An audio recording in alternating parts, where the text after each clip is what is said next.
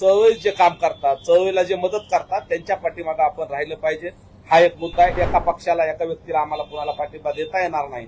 सावंत साहेबांनी बाबा जेवढ्या 700 लोकांना आत्महत्या झाल्यानंतर या आंदोलनात सगळ्याला 5-5 लाख रुपये मदत केली. पक्ष, जात, धर्म कुणीही न बघता प्रत्येकानं त्यांच्या आणि अनेक अशा लोकांच्या पाठीमागे राहिलो. तर आम्ही कुणाला पाठिंबा द्यायला किंवा आम्ही कुणाला मदत करायला आलो नाही. परंतु मनोजदादांनी सांगितल्याप्रमाणे किंवा मराठा समाजाने आता सगळ्याच पक्षात सगळ्या समाजाची लोक उभा आहेत.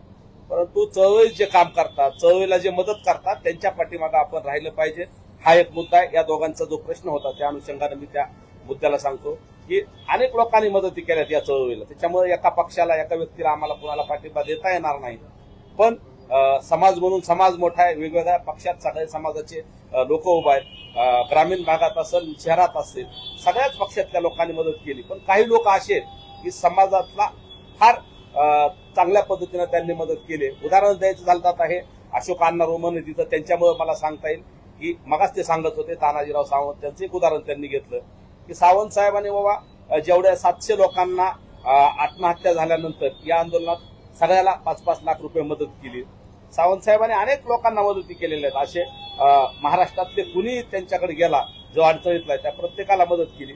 मग त्यांचे चिरंजीव उभा आहेत, तर मग समाजाने त्यांच्या चिरंजीवासाठी पुढे आलं पाहिजे. 37 का काय वार्ड नंबर मधून उभा आहेत असे अशोक अण्णा म्हणले, हे पण म्हणले. तर ठीक आहे म्हणलं, तसे माणसं असेल तर त्यांना तुम्ही मदत करा, आमचं त्याच्यात काही हरकत नाही. पण अशा लोकांना मदत झाली पाहिजे जे चळवळीत आहेत, जे चळवळीला योगदान देत आहेत. आणि तानाजीराव सावंत साहेबांनी प्रत्येक वेळी मराठा आरक्षणाचा ज्या वेळेस लढा येईल त्या वेळेस प्रत्येक लढ्याला त्यांनी मदत केली. त्यामुळे अशा लोकांच्या पाठीमागे राहावं.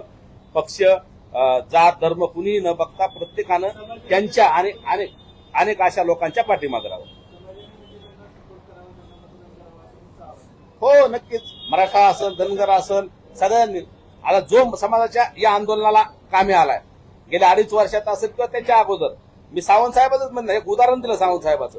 त्यांना आता मदत करावीच, पण त्यांच्यासारखे अनेक अदृश्य हात जे कोणी समाजासाठी करा ना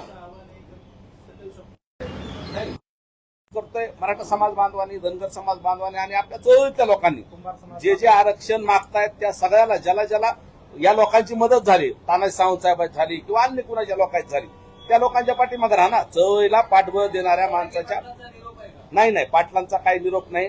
पाटील राजकारणाचं कधी काही सांगत नाहीत. हे बघा, आम्ही औपचारिक गप्पा मारायला बसलो, पुण्यात आलो. आमचं तुम्ही याच्या आधी बऱ्याच ठिकाणी भेटी झाल्या आणि काहीतरी सांगावं म्हणले आम्हाला, म्हणून आम्ही हे बोलायलो. अन्यथा पाटलाचा निरोप नाही. समाज म्हणून आम्ही काम करतो, तर समाजाच्या पाठीमागे जे का बळ देतात त्यांच्या पाठीमागे उभं राहिलं पाहिजे, म्हणून आम्ही हे सांगतोय.